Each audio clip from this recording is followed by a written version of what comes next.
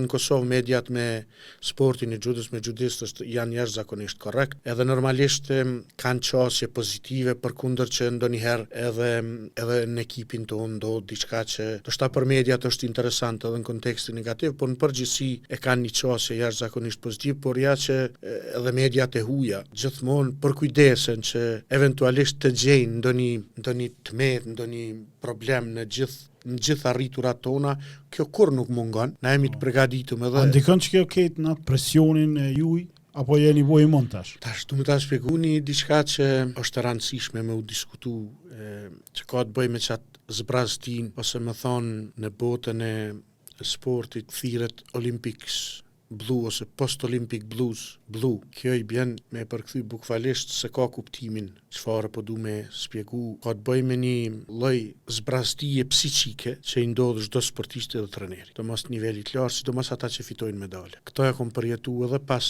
Rios, edhe pas Tokios, e po e përjetoj edhe tash. Aktualisht sa zgjat kjo, më varet se si e menaxhon. Kjo din të shkojë edhe deri në depresion.